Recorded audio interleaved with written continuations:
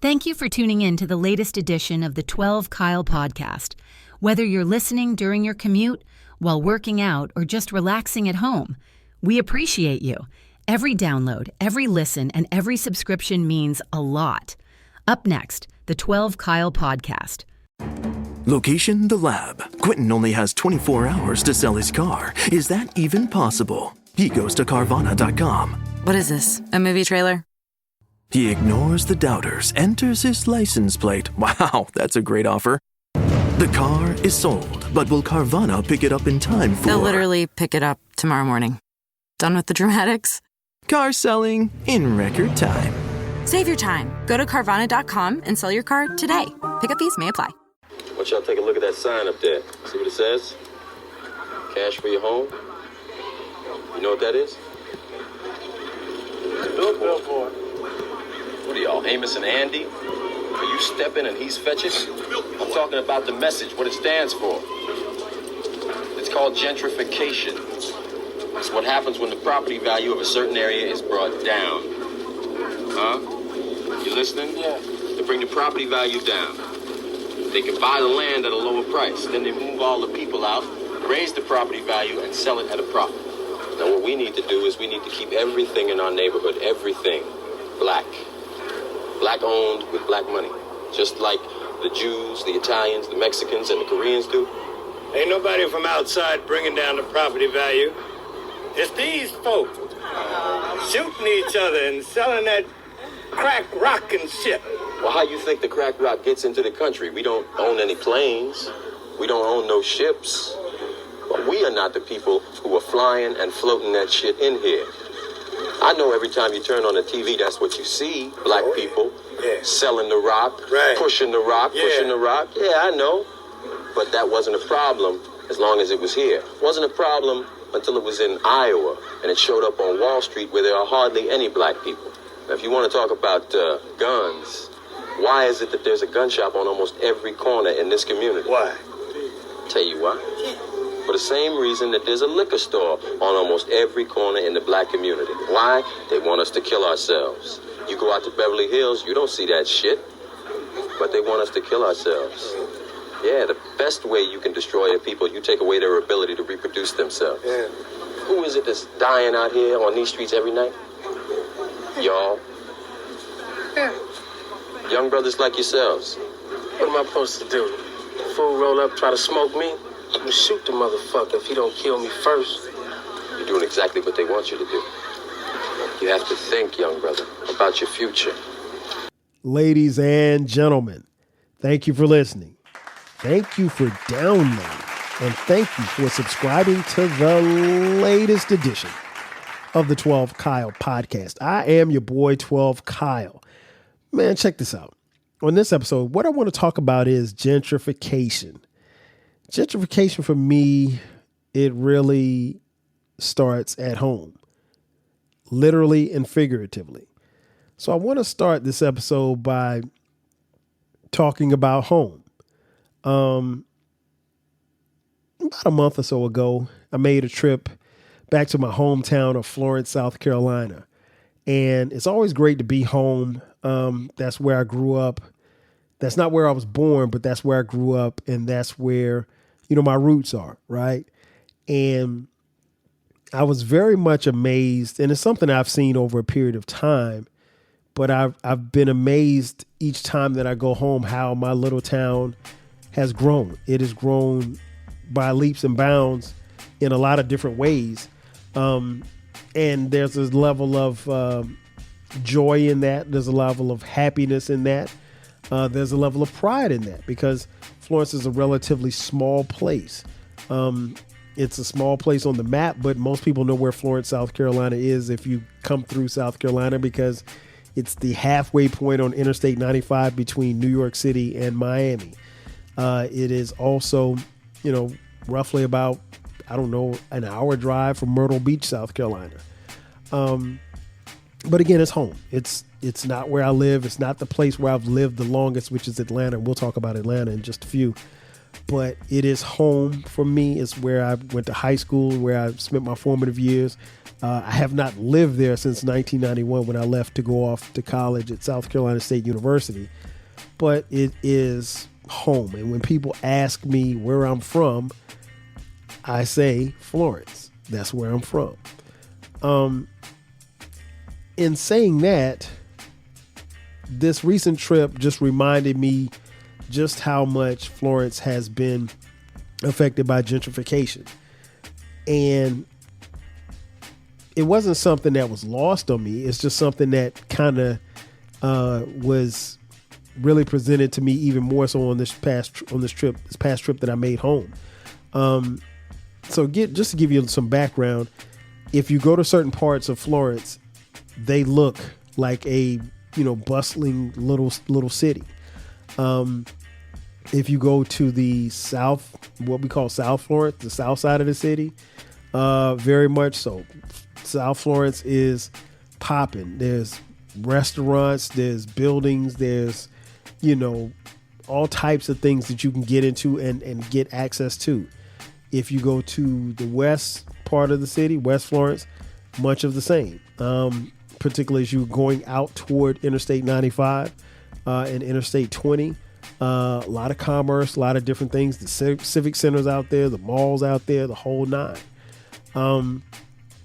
But if you come to the north side of town, North Florence, which is where I grew up, it's different. And it's even more different in East Florence, which is also where I grew up. I spent my early years until I was in the 4th grade. Well, actually, no, until I was in the 6th grade in East Florence, pretty much. And then we moved to North Florence for my middle school through high school years. But what's interesting is and I made the comment that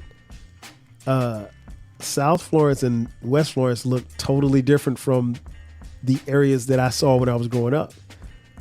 But if you go across that bridge and you get into North Florence unfortunately looks the same as it did in 1991 when I left. There's an area of downtown Florence that I want to talk about. And I want to paint this picture for you. There's an area downtown, and I remember this area very vividly as a child because there's a street that runs through the middle of downtown. It's called Dargan Street. Dargan Street was always an interesting place because I always heard stories as a child about Dargan Street, and there was a section called the Block. And this section of the Block, it was very famous or infamous, in the black community in Florence because it had everything that, you would want as far as that particular time in the 70s and 80s. Well, definitely, let me back up. Definitely the 60s and 70s. I didn't get here until 72. And we didn't move to Florence. I was born in New Jersey. We didn't move to Florence until 75, right? So but I remember hearing stories about things that happened in the Block, and the thing is about the Block, it was a black section where black folks hung out at. There was pool halls, there was barbershops, there were liquor stores, places where you could find just about anything. I'm pretty sure, I wouldn't be surprised if there was back in the days where you could run numbers and probably get a little action on some hookers if you wanted to. This is my guess. I don't know. I wasn't here in 65. But I will say it's where my mom grew up. So my mom probably could tell the stories about what, happened in that area. But I do know that, it was, like I said, a place where you could have and get whatever you wanted as far as your vices were concerned. And I do distinctly remember how it was explained to me that my maternal grandfather, Eddie, he would get paid on Fridays. He worked on the railroads. He would get paid, and he had to, when he would walk home and on his way home, he had walked through the Block. Well, again, the Block had pool halls and, gambling spots and, a little bit of everything, barbershops, liquor stores, bars, all of the whole nine. And so the story was told to me that my grandfather would walk home. He'd get paid on Fridays, And there were several times where he would get paid at noon and he wouldn't get home until 5 o'clock in the afternoon or early evening. And he's got a check. He had a check when he left work, but by the time he got home, he had like $5 left because he had spent it all at the pool hall, at liquor, buying liquor, because he had a really bad alcohol problem, drinking problem, whole nine, right? So that's the type of environment that it was. And so even in saying all of that, it's frustrating to hear, but that's, part of the lore of the hometown. And I remember distinctly going down Dargan Street, and there was a section, and my mom pointed out to me specifically, there was a section and there was this building where there was a movie theater, and she was able to frequent this movie theater as a child, right? And as she got older into, I think, like high school, of course, it's the Jim Crow South, there was a sign on the wall outside of the movie theater, and it said like coloreds upstairs. And then there was a sign that says, there was a water fountain, and the sign said white only.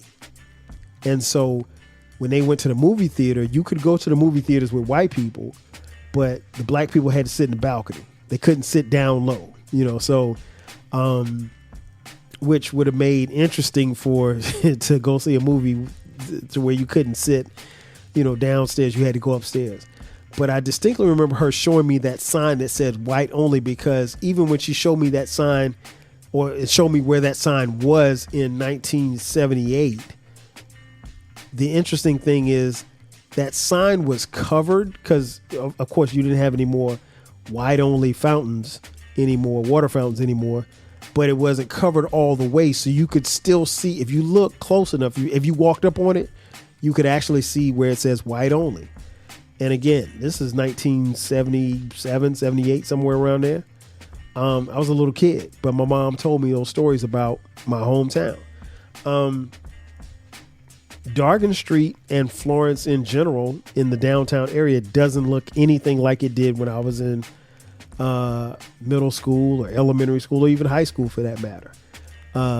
It has been revitalized. There are several bars. There's a bar district. There's some restaurants down there. It is a party place. It is a place where each year, and I know you guys have heard me talk about my high school homecoming, Wilson High School in Florence, South Carolina, where we have our homecoming events. A lot of them are downtown in Florence, and it is a great place to hang out. It is a great place to kick it. It is very, chill friendly. I mean, like it's a great place to be. But the thing is that as I rode through Dargan Street and I thought about those memories of, my grandfather, or at least the stories that I heard about my grandfather, and I thought about the water fountain sign and sitting in the balcony, I was able to look around the streets that intersect with Dargan Street and see all of these businesses and these bars and these great places to hang out and stuff like that. And it made me think, like, we used to own a lot of this. When I say we being black people in Florence. And I can only speculate because I don't live there, is that we don't own a lot of that now. And it made me think a couple of years ago when I saw it for the first time, I really ended up scratching my head because I had heard about it. My friends were like, "Oh man, you got to go to downtown Florence, man. It's popping, it's cracking." And I was like, "Yeah, okay, we'll see." Because I mean, like I was tempering my expectations, but when I got there, I was like, "Oh my gosh, this is really different." Like it didn't even look like the place that I grew up. And again, there was a level of excitement, there was a level of happiness, but there was also the reality that things had changed. Things had gotten better as far as what you had. I mean, like Florence was a place, and now is a place where people literally can come hang out. Like you can spend an entire Saturday afternoon downtown Florence bar hopping, and have it's a really nice party district, if you will. It's not Buckhead. Shout out to Atlanta. But for a place as small as it is a really good groove. I mean, like you can have a good time. But as things changed, it made me think and speak openly, like, how much of this could we have gotten? How much did we get? When I say we, meaning black people, like we owned a lot of that land. We frequented a lot of those places. We had stuff invested in these places. And when the businesses that were there went away and the people went away, because I'm pretty sure at some point in time, it was pretty much a desolate area. And I remember, shout out to my boy Jay Fresh. I remember his dad had an ice cream parlor, like on the corner of Dargan and Evans. And it was amazing, and he ended up selling the shop. But I thought back to what if he had kept that shop? Well, part of the issue is that some kids like me, like Jay Fresh, we left Florence. I knew when I was in high school that I wasn't going to live in Florence. There's no disrespect to my hometown, but I knew that there wasn't anything there for me. I didn't think that I would marry anybody there. And so, are you feeling nostalgic for the golden eras of rap and soul music? If so, tune in to the Rap Soul Podcast. We are your weekly journey through the 80s, 90s, and 2000s, spotlighting the music and the hidden gems that shaped the soundtrack of our lives. From the powerful beats to the soulful melodies, we bring you the best of the past with fresh insights and stories. Rediscover the music that defined a generation. Subscribe to the Rap Soul Podcast and enjoy the vibes. If you want a podcast where culture, conversation, and life collide, where you get insightful commentary, engaging discussions, and a fresh perspective on everything, then you need to listen to the 12 Kyle podcast. Hosted by the one and only, yours truly, 12 Kyle, a voice that you know and trust.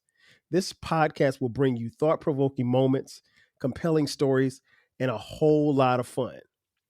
Whether you're a first-time listener or just tuning in, each episode promises to be something new and exciting.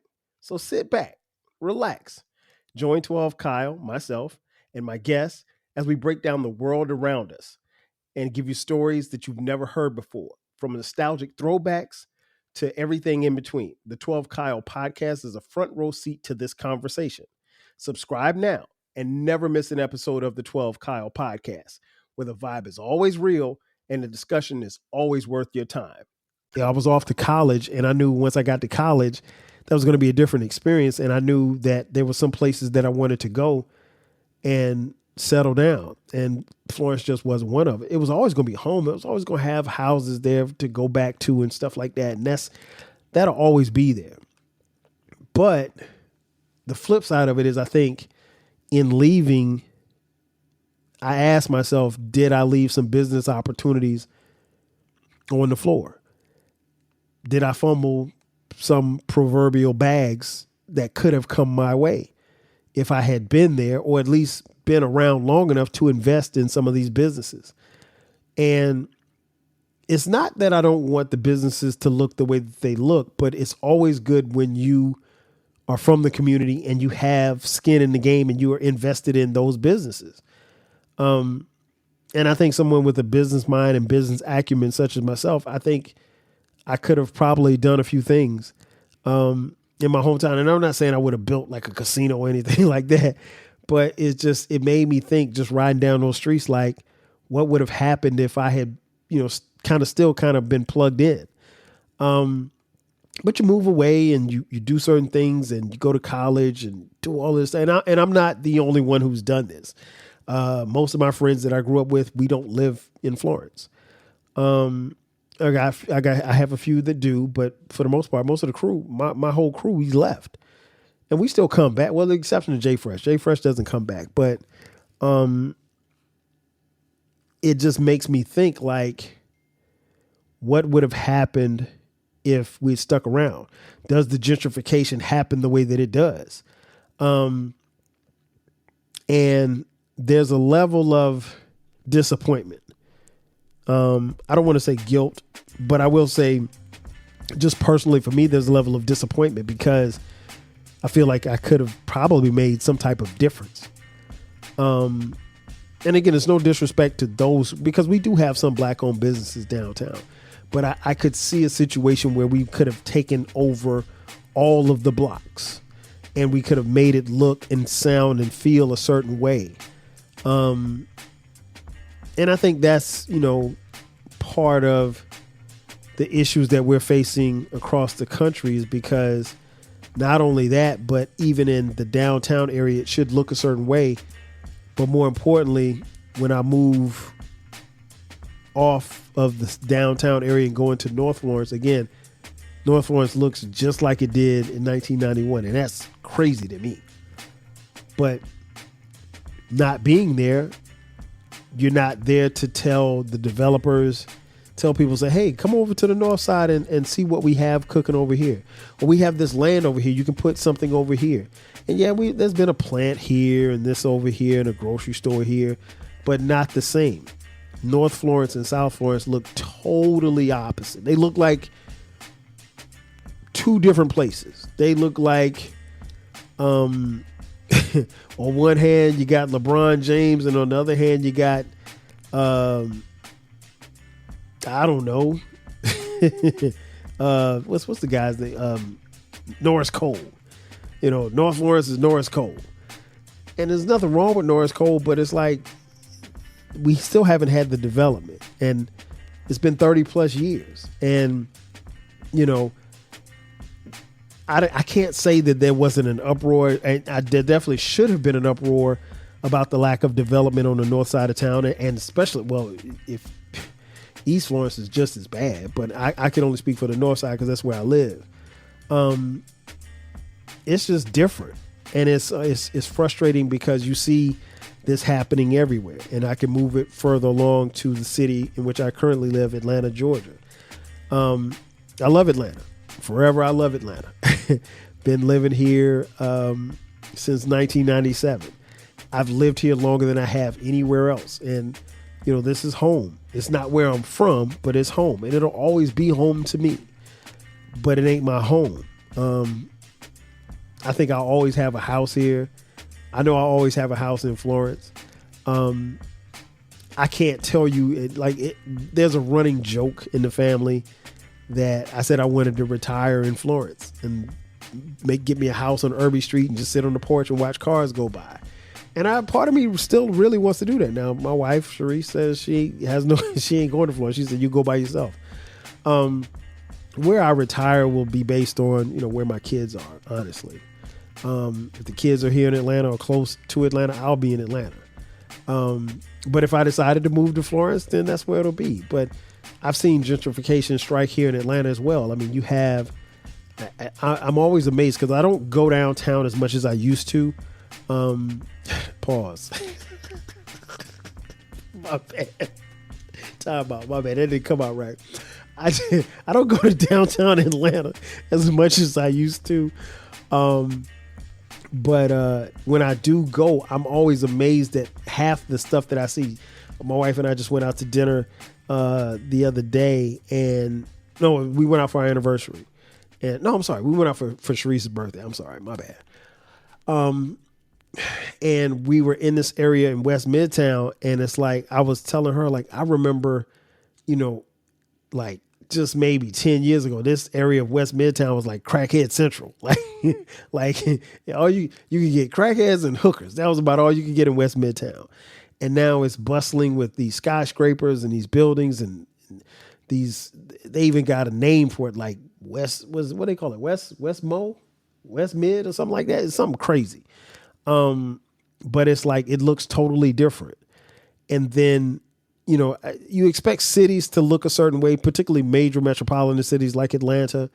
But when you move out into the suburbs, it don't look the same. The development doesn't come but so far. And a lot of times the development stops when it comes to black neighborhoods. Case in point, one of the main strips in Metro Atlanta is Memorial Drive. if you go on Memorial Drive, depending on which end of Memorial Drive you're on, it's going to look totally different. If you're on the downtown side of Memorial Drive, it looks totally different. But when you get through, if you take Memorial all the way through Decatur and then in Stone Mountain, it looks just like 99. Like nothing has changed. There are parts of Memorial Drive where literally the only businesses that have stood the test of time has been, liquor stores, and Applebee's and the tire place. Other than that, there are no booming businesses. It looks very desolate. It looks like the people are just getting by. I mean, like they have stuff. There's a strip mall, liquor stores, churches. You got all the stuff that you would have in any other suburbs, but it just looks so run down and desolate. They built a gas station, and I was driving down Memorial Drive the other day, and I was like, "Oh man, look at this new gas station!" But even the new gas station looks bootleg when it's surrounded by a bunch of junk. And I say the same sometimes looking at, my hometown. North Florence still looks the same. It doesn't look junky or anything. It's just there's no development there. And maybe the citizens from the north side should have been screaming for more economic opportunities. And I can't sit here and say that they haven't because I'm not privy to those conversations. I wasn't there. I'm pretty sure that they did. But you have to have that money trickle into your community. If you don't, then what happens? Much like Furious Style said at the beginning of this episode, you will, drive the people out and then drive up the prices. And it's just frustrating. It's frustrating because I see and think that we can do better. And I think as a community, we have to command that we get more from our local, state, and federal government as far as the development around our communities. Because here's the thing, when it's time to buy a house, some of the things you need to look at. Where's the house located? What's around the house? Do you have easy access to grocery stores, to parks, to malls? Is all of that within a 1 mile radius? That stuff like that determines your market value of your house 5, 10, 15 years down the road. If you're around a bunch of liquor stores and fast food places, not a lot of development. The Chinese restaurant on the corner is not going to help you. I wish I had time to talk about how many Chinese restaurants are in black communities, but you don't find any black soul food restaurants in Chinese communities. That's a subject for a whole nother day. In conclusion, why is it important? It's very important for us to understand and recognize when we're being gentrified and pushed out. As a community, as black people, by the way, if you're not watching on YouTube, I'm black. Just in case you didn't know.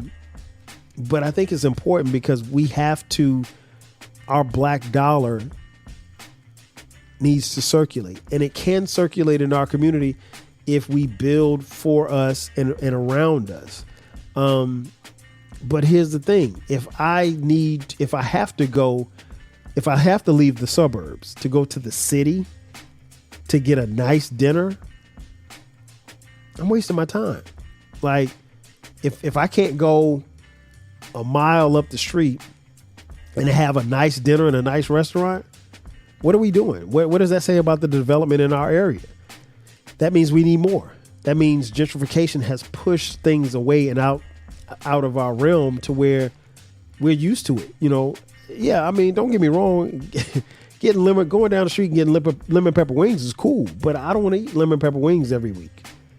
Some nights I want to go do dinner with my wife, and that's it. And just the two of us, and have a nice glass of wine, nice steak, and spend a couple of dollars and come on back to the crib. And I shouldn't have to go into the city for that.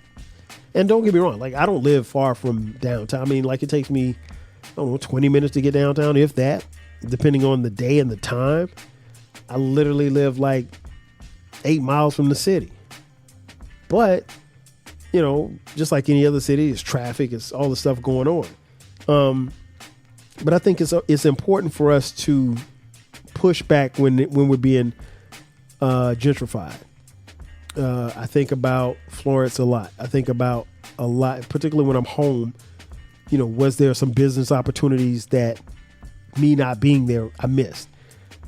Are there meetings, Chamber of Commerce meetings where we should be at to discuss our frustrations about, the liquor stores in our communities or, the minorities that come in and buy businesses? We should flush them out. We have the economic dollars to do so.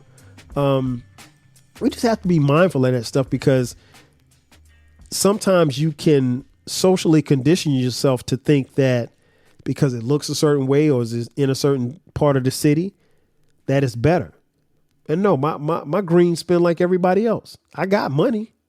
So I can determine where there's a gazillion restaurants in the city for me to eat. I would like to have one that I don't have to drive into the city to go eat at. That's all. And I don't think that's a big ask, because if you live in Sandy Springs, you ain't got to go far to find something to eat, a restaurant to sit down and eat in. But if you live in Decatur, where it's greater, you just might. So all in all, every city that you frequent or the cities that you live in could be a Florence or it could be in Atlanta. My purpose in saying this to you is, pay attention, stay active, stay involved, take advantage of any business opportunities you can to better and keep the money where it should be with us. And if you do that, then we can start generating even more wealth in our community, and it ultimately will be better off for all of us. Ladies and gentlemen, that's going to do it for me. Thanks again for checking out this edition of the 12 Kyle podcast. Be sure to subscribe to the podcast. The podcast drops every Thursday and every Sunday at midnight. We're on YouTube. Check us out on YouTube, 12 Kyle Podcast. We're on all social media platforms, 12 Kyle Podcast. If you'd like to contribute financially, hit us up, $TWELVEKYLE on Cash App. And we also have merch. Look in the description box, click that link, and you can buy 12 Kyle Podcast t-shirts, hoodies, and coffee mugs. We got it for the low. And we have a new baby. It is called the Rap Soul Podcast. It is the intersection where we have discussions about rap, soul music, hip hop, and R&B from the 80s, the 90s, and the 2000s. It's the best music podcast that you've never heard. So please, ma'am, please, sir, check out the Rap Soul Podcast. New episodes drop every Monday. Again, that's going to do it for me. I am your boy, 12 Kyle. I'll catch you guys next time. 5,000. Yeah.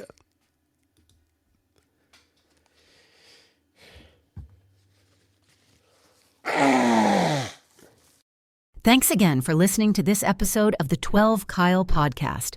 If you enjoyed this episode, make sure that you hit the subscribe button and share this podcast with a friend who needs the 12 Kyle podcast in their life. Every listen, every download, and every share helps us grow. Thanks for being a part of the 12 Kyle podcast community. We appreciate your support. We will catch you next time. 5,000. Thumbtack presents the ins and outs of caring for your home. Out. Indecision, overthinking, second-guessing every choice you make. In. Plans and guides that make it easy to get home projects done. Out. Beige on beige on beige. In. Knowing what to do, when to do it, and who to hire. Start caring for your home with confidence. Download Thumbtack today.